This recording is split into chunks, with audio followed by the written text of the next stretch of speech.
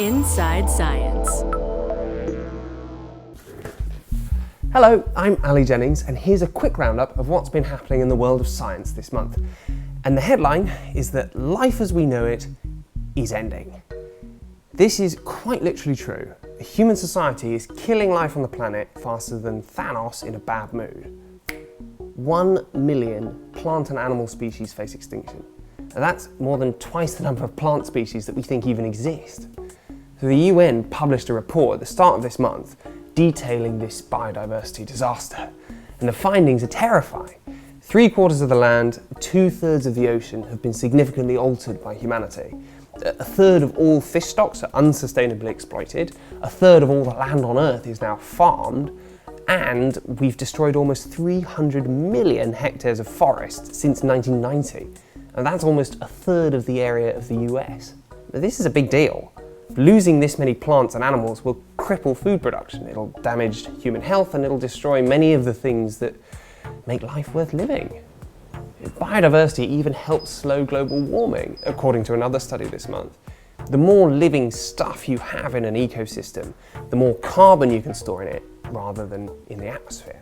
But a big part of the problem is that ecosystems are so complicated that it's very difficult to predict the knock-on effects of changing them. I mean, who would have thought that pods of hippos in the Mara River in Kenya were actually a key supplier of silicon for the microscopic algae in Lake Victoria? That was shown in another paper out this month that found that when hippos poo, digested grass, which is rich in silicon, is released into the river and washed all the way down to the lake. So as the hippos die out, which they are expected to do, the food chain in Lake Victoria will collapse, unless we were to start shipping in replacement hippo poo. But then whose job will that be? Where will they get it? What's the black market rate for half a ton of premium hippo dung? But I digress. Globally, the UN says that there are 5 major reasons for this biodiversity obliteration. 1. We're changing how the land and the sea are used, primarily through agriculture, but also by building cities and extracting resources. 2. We're directly exploiting living things through fishing and deforestation. 3.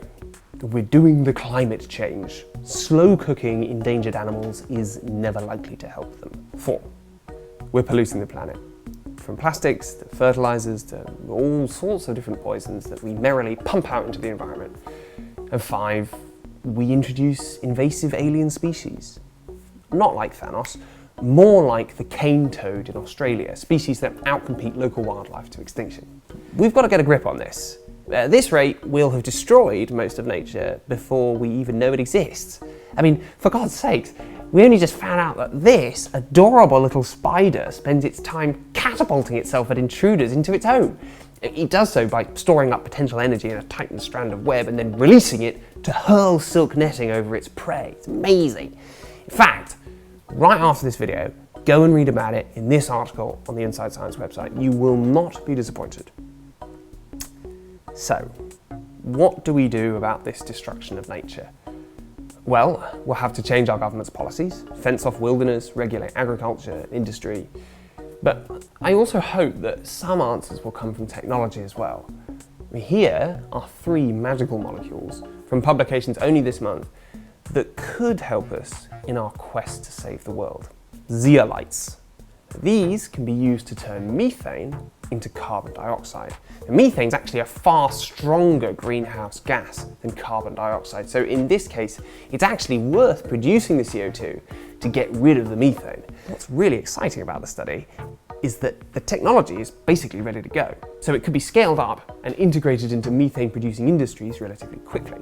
Lanthanum hydride. This is the first superconductor that works near room temperature at -10 degrees Fahrenheit. Okay, maybe not quite room temperature, but far closer to it than any other material. Superconductors have no electrical resistance, so they waste less energy, which would be environmentally friendly. The only downside to lanthanum hydride is that it has to be pressurized to more than 1 million times the Earth's atmosphere in order to work. That's roughly the same pressure that would be exerted by a sumo wrestler balancing on the tip of a sewing needle. So it's not really feasible. but it will hopefully point us in the direction of other more feasible high temperature superconductors. And finally this month, allow me to introduce a carbon-hydrogen-nitrogen triazole cage, a molecule which can extract salt from water with unprecedented power. This could help filter out the contaminants that leach into fresh water supplies all across the world. The molecule was actually found growing by chance after researchers left the experiment alone for a few months in the lab, only to come back and find that the substance had crystallized on its own. And that's about it for this month. I've been Ali Jennings, thank you so much for watching, and I'll see you next month. Goodbye. Inside Science. If you enjoyed this edition, follow us on the web and social media. Powered by the American Institute of Physics and a coalition of underwriters.